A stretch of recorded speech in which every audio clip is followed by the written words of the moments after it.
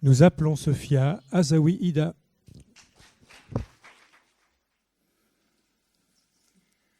Mesdames et messieurs, chers membres du jury, je vous invite à fermer les yeux et à imaginer le bien, imaginer le mal. Maintenant, soyez honnête avec vous-même. Si le bien était visible, serait-il beau et le mal serait-il laid? Si vous avez répondu oui, je vous rassure, c'est que vous êtes humain. Laissez-moi vous raconter une histoire. Il était une fois un monde où on nous apprenait à reconnaître le bien et le mal, non pas par les actes, mais par l'apparence. La princesse est belle, le prince est beau et le monstre est monstrueux. Et dans ce monde féerique, pour nous punir, on ne nous rend pas plus immoral, on nous rend plus pouilleux, on nous transforme en bêtes, en grenouilles ou en petites souris, comme si le mal se logeait dans les poils, les griffes, les dos courbés ou les nez qui grandissent. Très tôt, sans même nous en rendre compte, une équation s'installe dans nos esprits. Beau égale bien, laid égale mal. Et cette équation, nous la transportons avec nous dans le monde réel. Elle quitte les châteaux, traverse les forêts enchantées et s'installe dans nos villes, sur nos écrans. Avouez-le, nous faisons plus facilement confiance à quelqu'un de soigné, de bien habillé, de conforme, qu'à quelqu'un de marginal, de sale ou de désordonné. Nous associons l'ordre à la vertu et le chaos au danger, comme si le bien marchait toujours droit, tandis que le mal, lui, devait s'aider d'une canne pour avancer. Mais pourquoi? Pourquoi notre jugement moral commence-t-il par les yeux? C'est si facile de prendre pour argent comptant une histoire si bien racontée. Alors, pourquoi réfléchir? Et c'est précisément là que Aldous Huxley, un écrivain anglais, nous dit: la philosophie nous enseigne à douter de ce qui nous paraît évident. La propagande, au contraire, nous enseigne à accepter pour évident ce dont il serait raisonnable de douter. Ce que nous appelons une évidence n'est souvent que le résultat d'une répétition, d'une habitude, un récit raconté encore et encore jusqu'à devenir vérité. Dans d'autres cas, l'évidence devient un confort, un imaginaire auquel nous voudrions croire pour nous satisfaire. Oh miroir, mon beau miroir, dis-moi qui est la plus belle. Et la philosophie commence exactement là où cette évidence se fissure. Commençons par prendre un instant pour parler d'un ouvrage que le temps ne peut pas vieillir. Dans 1984, George Orwell dénonce un régime autoritaire, une manière de gouverner où le mensonge tient lieu de communication officielle, où le pouvoir n'appartient plus au peuple, mais à ceux qui se sont emparés de la parole. C'est ce que Clément Viktorovitch, politologue français, appelle aujourd'hui la logocratie. Dans la dystopie d'Orwell, l'histoire est modifiée, falsifiée, corrompue, pour pouvoir mieux représenter le présent et servir la propagande du parti.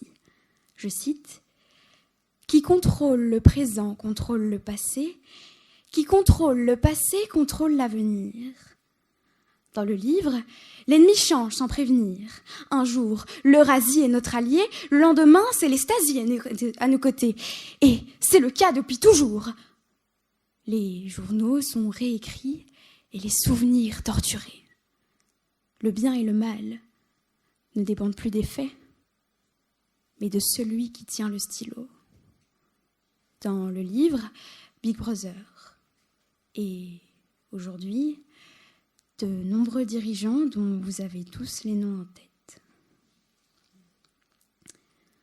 Alors, posons la vraie question philosophique. Le bien et le mal sont-ils des absolus ou sont-ils des constructions façonnées par ceux qui ont le pouvoir de raconter, de nommer? Car La propagande ne nous dit pas seulement quoi penser, elle nous apprend comment ressentir. Elle décide qui mérite notre empathie et qui mérite notre haine. Vous voyez ce genre de livre où la fin se trouve dès les premières pages. Prenons un exemple concret, la guerre en Ukraine ou le conflit israélo-palestinien. En fonction du média, du pays, les images changent. Ici, un enfant devient symbole, là, une victime devient statistique. Un État devient idéal et l'autre devient bourreau. La réalité est complexe. Mais le récit, lui, doit être simple. Les réseaux sociaux et les chaînes d'infos sont devenus les nouveaux conteurs de fées. Ils désignent les gentils et les méchants en quelques secondes, et parfois même en un seul titre. Pour finir, avez-vous déjà envisagé que nos idoles ne soient pas toujours ce que les médias nous vendent, que nos glorieux chevaliers ont aussi les mains sales? Il existe des artistes de génie dont les vies privées révèlent des violences, des intellectuels admirés dont certains engagements ou comportements envers les femmes, envers les enfants sont aujourd'hui profondément remis en question. Des figures morales, parfois même pacifistes, dont les contradictions dérangent notre idéal. Des hommes extraordinaires accomplissant des actes extraordinairement terribles. Alors, faut-il effacer leurs œuvres, les sanctifier malgré tout? Doit-on séparer l'homme de l'artiste ou simplement accepter une vérité plus inconfortable, celle des héros imparfaits? La philosophie ne nous donne pas de réponse facile. Elle nous oblige à tenir deux idées contradictoires ensemble, à résister au manichéisme, à devenir libre penseur. Et c'est précisément là que Huxley nous attend, car le véritable danger n'est pas de se tromper. Le véritable danger, c'est de ne plus douter de ce qui nous semble évident. Alors, la prochaine fois que quelqu'un vous est présenté comme le méchant, posez-vous cette question simple. Qui raconte cette histoire? Et surtout, à qui profite-t-elle? Mesdames et messieurs, et si finalement la vraie liberté n'était pas de choisir entre le bien et le mal, mais de choisir de douter? Car, pour reprendre Aldous Huxley, la philosophie nous enseigne à douter de ce qui nous paraît évident. La propagande, au contraire, nous enseigne à accepter pour évident ce dont il serait raisonnable de douter.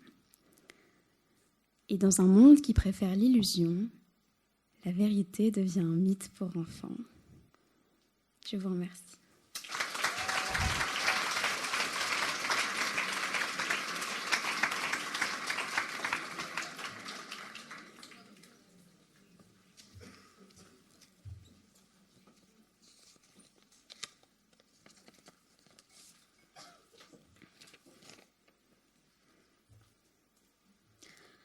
On reconnaît un homme d'État à son intérêt pour la prochaine génération et un homme politique à son intérêt pour les prochaines élections.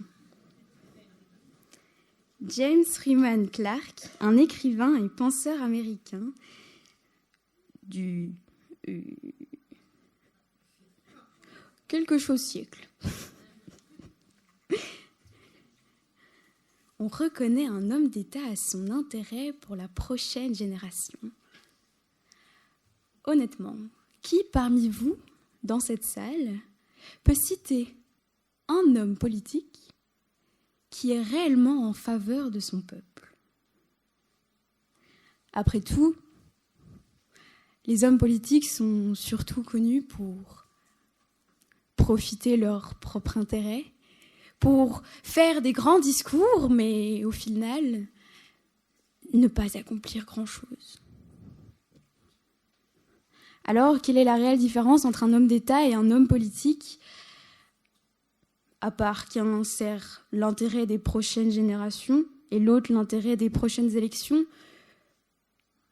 Mais qui décidera des prochaines élections, les futures générations?